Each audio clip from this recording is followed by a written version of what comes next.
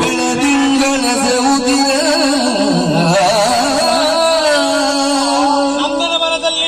ಬೆಳದಿಂಗಳ ಸೆವುದಿರ ರಾಜಿಪ ಮಂದಾರಿರವುತ ಸುಳಿಯುವುದಿಲ್ಲ ರಾಜಿಪ ಮಂದಾರಿರವುತ ಸುಳಿಯುವುದಿಲ್ಲ ಅಳಿವಿಂದು ಛೇದರಿಸೆ ಅಳಿವಿಂದು ಛೇದರಿಸೆ ಪುಷ್ಪಗಳ ಸಂಕುಲ ಗಂಧವಾವರಿಸೆ ಪುಷ್ಪಗಳ ಸೌಗಂಧ ಗಂಧವಾವರಿಸೆ ಪ್ರೌಢಿಯಿಂದದಿ ಮಾತನಾಡುವ ಗಿಳಿಗಳ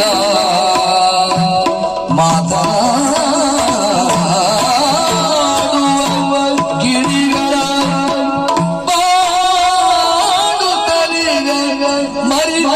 ಮರಿಕೋಗಿಲೆಗಳ ಪಾಡುತ್ತಲಿರ ಮರಿಕೋಗಿಲೆಗಳ ಜೋಡಾಗಿ ನರ್ತಿಸುವ ನವಿಲ ಜೋರಾಗಿ ನರ್ತಿಸುವ ನವಿಲ ಲಾವಣ್ಯವ ತೋರಿದೆನು ಲಾವಣ್ಯವ ತೋರಿದನು ಭಾಮಾತರುಳಿಗೆ ತತ್ಸಂಭ್ರಮ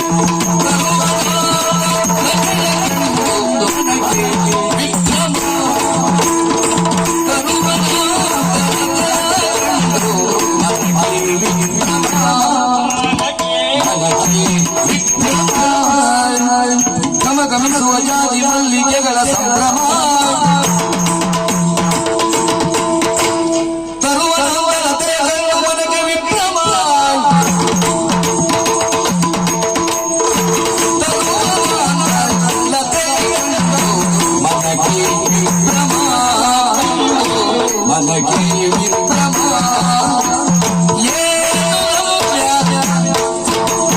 ಏನಿತು ಸೌಜ ಏನು ರಮ್ಯ ಏನಿತು ಸೌಜ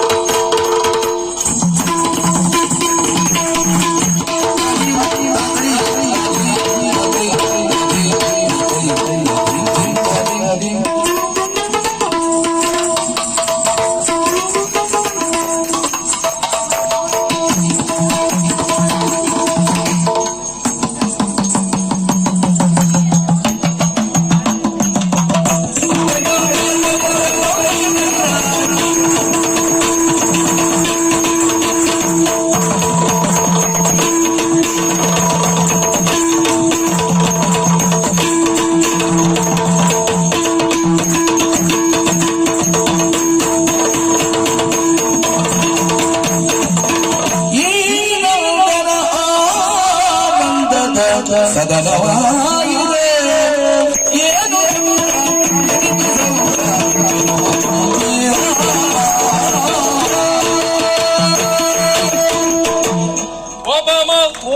ನೋಡು, ಪ್ರಕೃತಿಯ ಸೊಬಗನ್ನು ನೋಡಬೇಕಿರುವ ಸಲುವಾಗಿ ನಿನ್ನ ಆಸೆ ಪ್ರಕಾರವಾಗಿ ನಂದನವರದವರೆಗಾಗಿ ಬಂದದ್ದು ಹೌದು. ಎಲ್ಲವನ್ನ ಕಂಡೆ ಮನಸ್ಸಿಗೆ ನೆಮ್ಮದಿ ಆಗಿರ್ತಾನೆ. ಎಲ್ಲರ ಚಿತ್ತವನ್ನು ಆಕರ್ಷಿಸುವಂತಹ ವೃಕ್ಷ ಯಾವುದು ಅಂತ ಗೊತ್ತಾಗ್ಲಿಲ್ಲ. ಯಾವುದು? ವಾಲಿ ಕಾಣಿಸ್ತಾ ಇದೆ. ಅದನ್ನೇ ಪಾರಿಜಾತ ವೃಕ್ಷ. ಪಾರಿಜಾತ ಅಂತ ಹೇಳಿದ್ರೆ ಇದೆ. ಹೌದು. ಅಂದ್ರೆ ನೀವು ಕೊಟ್ಟ ಮಾತಿಲ್ವೇ? ಏನು? ನಿನಗಾಗಿ ಪಾರಿಜಾತವನ್ನೇ ಭೂಲೋಕಕ್ಕೆ ಇಳಿಸ್ತೇನೆ ಅಂದ್ರೆ ಅಂದು ಕೊಟ್ಟ ಮಾತನ್ನು ನೆರವೇರಿಸಬೇಕು. ನೀವು ನನಗೆ ಆ ವೃಕ್ಷವನ್ನು ತಂದು ಕೊಡ್ಬೇಕು. ಸುವಸ್ತುಗಳನ್ನು ತಂದು ದೇವೇಶನಿಗೆ ಒಪ್ಪಿಸಿದ್ದು ಹೌದು. ಅವ ನಮ್ಮನ್ನು ಸನ್ಮಾನಿಸಿದ ನಂತರದಲ್ಲಿ ನಂದನವನವನ್ನು ತಿರುಗಾಡಿಕೊಂಡು ಬರುವಂತ ಹಠ ಹಿಡಿದವಳು ನೀನು. ನಿನ್ನ ಮಾತಿಗೆ ಒಪ್ಪಿ ನಾನು ಇಲ್ಲಿವರೆಗೆ ಬಂದದ್ದು ಹೌದು.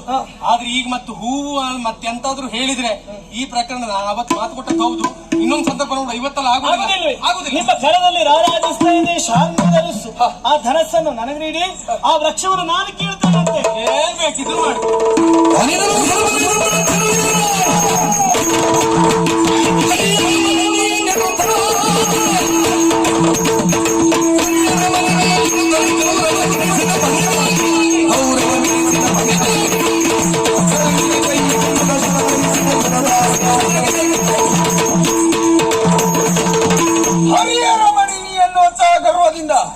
ಏನನ್ನು ಮಾಡುವುದಕ್ಕೆ ಮುಂದಾಗ್ತಾ ಇದ್ದೀಯಾ? ನೇರವಾಗಿ ಹೋಗಿ ಪಾರಿಜಾತದ ವೃಕ್ಷವನ್ನೇ ಮುರಿಯುವುದಕ್ಕೆ ಮುಂದಾಗ್ತಾ ಇದ್ದೀಯಾ? ಯೋಚನೆ ಮಾಡಬೇಕಿತ್ತು ಯಾವ್ಯಾವ್ದು ಎಲ್ಲಿದ್ರೆ ಬೆಲೆ ಅಂತ ಉಂಟು. ಹೆಂಗಸರ ಅಭ್ಯಾಸವಾಗಿ ಎಲ್ಲಿ ಮುರುವುದು ಮೊದ್ಲಿಂದು ಹಾಗೆ. ಹಾಗಾಗಿ ಎಲ್ಲೆಲ್ಲಿ ಯಾರ್ಯಾರನ್ನ ಕರ್ಕೊಂಡು ಹೋಗ್ಬೇಕು ಅಲ್ಲೆಲ್ಲ ಅವರವರನ್ನೇ ಕರ್ಕೊಂಡು ಹೋಗ್ಬೇಕು.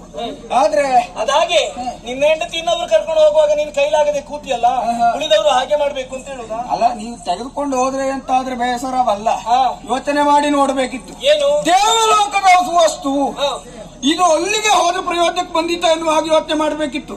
ಯಾಕೆ ಇಲ್ಲಿ ಚಿಗುರು ಎನ್ನುವಂಥದ್ದು ಮತ್ತು ಹೊಡೆಯಬೇಕು ಅಂತಿಲ್ಲ. ಈ ಪಾರಿಜಾತ ಪುಷ್ಪ ಎನ್ನುವಂಥದ್ದು ಮೊದಲಿಂದ ಆದಿ ಕಾಲದಿಂದ ಹಾಗೆ ಉಂಟು, ಈಗಲೂ ಹಾಗೆ ಉಂಟು. ಇದನ್ನು ತೆಗೆದುಕೊಂಡು ಭೂಲೋಕಕ್ಕೆ ಹೋದ್ರೆ ಅದು ಮತ್ತೆ ಬೇರೆ ಹೊಡಿಲಿಕ್ಕೆ ಸಾಧ್ಯ ಉಂಟು. ಕಿತ್ತೆ ಅಂತ ಆದ್ರ ಹರಿಯ ರಮಣಿಯನ್ನು ಹಾಗೆ ನೋಡುವುದಿಲ್ಲ, ಯುದ್ಧವನ್ನು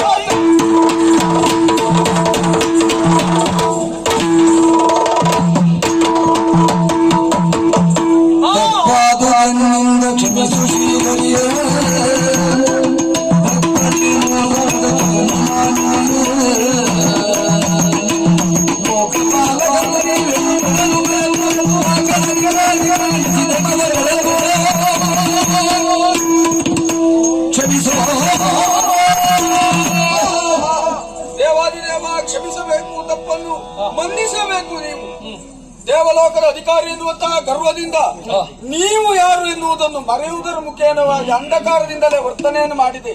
ಹಾಗಾಗಿ ಆಗಿರುವಂತಹ ತಪ್ಪನ್ನು ಕ್ಷಮಿಸಬೇಕು ಎನ್ನುವ ಹಾಗೆ ಕೇಳ್ತಾ ಇದ್ದೇನೆ. ದೇವೇಶ, ನೀನು ಯೋಚನೆ ಮಾಡಬೇಕಾದದ್ದಿಲ್ಲ. ನಿನ್ನ ಅಹಂಕಾರಕ್ಕೆ ಇನ್ನೊಂದು ಸಂದರ್ಭ ಏನಾಗಿದೆ ಎನ್ನುವುದು ನಿನ್ನ ಮತ್ತೆ ಹೊಸತಾಗಿ ಹೇಳಬೇಕಾದದ್ದಿಲ್ಲ. ಈ ಎಲ್ಲ ಸುವಸ್ತುಗಳು ಸಮುದ್ರವನ್ನ ಸೇರಿದಾಗಲೂ ನಿನ್ನ ಅಹಂಕಾರವೇ ಕಾರಣವಾಗಿತ್ತು. ಆದ್ರೆ ಇವತ್ತಿನ ದಿವಸ ಈ ಅಹಂಕಾರವನ್ನು ನೀನು ಪ್ರಕಟಪಡಿಸಿದೆ ಎನ್ನುವ ಮಾತ್ರಕ್ಕಾಗಿ ನಿನ್ನನ್ನು ಶಿಕ್ಷಿಸ್ತೇನೆ ಅಂತ ಯೋಚನೆ ಮಾಡಬೇಕಾದದ್ದಿಲ್ಲ. ಇದು ನನ್ನ ಸಂಕಲ್ಪ. ನಾರದರ ಮೂಲಕವಾಗಿ ಪ್ರಾರಂಭವಾದದ್ದು ಪಾರಿಜಾತದ ಈ ವಿಚಾರ. ಹಾಗಿದ್ರೆ ಇದನ್ನು ನಾನು ಬಯಸಿ ಇಲ್ಲಿವರೆಗಾಗಿ ಬಂದ ಕಾರಣ ಏನು ಗೊತ್ತಾ? ಇದು ಕೇವಲ ದೇವಲೋಕದಲ್ಲಷ್ಟೇ ಅಲ್ಲ, ಭೂಲೋಕಕ್ಕೂ ಇದು ಬೇಕು ಎನ್ನುವಂತ ವಿಚಾರ. ಇದರಿಂದ ಪ್ರಯೋಜನವನ್ನ ಪಡೆದುಕೊಳ್ಳುವವರು ಅದರ ಭಕ್ತಿಯಿಂದ ಆಗಿ ಅದನ್ನು ಪೂಜಿಸಿ ತಮ್ಮ ಮನದ ಸಂಕಲ್ಪವನ್ನು ಈಡೇರಿಸಿಕೊಳ್ಳುವವರಿಗೆ ಒಂದು ಅವಕಾಶವನ್ನು ಕಲ್ಪಿಸಿಕೊಡಬೇಕೆನ್ನುವ ಸಲುವಾಗಿ ಈ ನಾಟಕವನ್ನು ನಾನು ಮಾಡಿದ್ದು ಹೌದು. ಇವಳು ಆಸೆ ಪಟ್ಟ ಪ್ರಕಾರವಾಗಿ ಪಾರಿಜಾತವನ್ನು ಕೊಡಿಸುವುದಾದ್ರೂ ಭೂಲೋಕದಲ್ಲಿ ಅದು ಉಳಿದುಕೊಳ್ಳಬೇಕು. ಹಾಗಂತ ಶಾಶ್ವತವಾಗಿ ಭೂಲೋಕದಲ್ಲಿ ಪಾರಿಜಾತ ಉಳಿಯಬೇಕು ಅಂತಲ್ಲ. ಮತ್ತೆ ದ್ವಾಪರ ಯುಗದ ಕೊನೆಯಲ್ಲಿ ಪುನಃ ಎಲ್ಲಿಂದ ಬಂದಿತ್ತೋ ಅಲ್ಲಿಗೆ ಬಂದು ಸೇರುವುದಕ್ಕೆ ನಾನು ಅನುವು ಮಾಡಿಕೊಡ್ತೇನೆ. ನನ್ನ ಸಂಕಲ್ಪದ ಪ್ರಕಾರವಾಗಿ, ನಿನ್ನ ಮನದ ಇಚ್ಛೆಯ ಪ್ರಕಾರವಾಗಿ, ಒಪ್ಪಿದ ಪ್ರಕಾರವಾಗಿ ಭೂಲೋಕಕ್ಕೆ ಇದನ್ನು ಕೊಡುವಲ್ಲಿ ನೀನು ಮನ ಮಾಡಬೇಕು. ಆದೀತು ದೇವ, ನೀನು ಆಡಿರುವಂತಹ ಮಾತಿನ ಪ್ರಕಾರವಾಗಿ ಅಲ್ಲಿಯವರೆಗಾಗಿ, ನೀವು ಹೇಳಿದ ಸಮಯದವರೆಗಾಗಿ ಅದು ಭೂಲೋಕದಲ್ಲಿಯೇ ಇರಲಿ ಅಲ್ವಾ? ನಿನ್ನ ಆಸೆಯ ಪ್ರಕಾರವಾಗಿ ನೀನು ಬಯಸಿದ ಪಾರಿಜಾತ ನಿನ್ನ ಮನೆಯ ಅಂಗಳದ ತುದಿಯಲ್ಲಿ ಇರ್ತದೆ. ಆಗಲಿ. ಹಾಗೆ ಬಂದಿರುವಂತ ಕಷ್ಟಗಳನ್ನೆಲ್ಲ ದೂರಪಡಿಸಿದವ ನಾನು ಹೌದು, ನಮ್ಮನ್ನು ಸನ್ಮಾನಿಸಿದವ ನೀನು ಹೌದು. ನಿನಗೆ ಶುಭವಾಗಿ ಅಲ್ಲ, ಲೋಕ ಸಮಸ್ತ ಸುಖಿನೋ ಭವಂತು, ಸನ್ಮಂಗಲಾನಿ ಭವಂತು.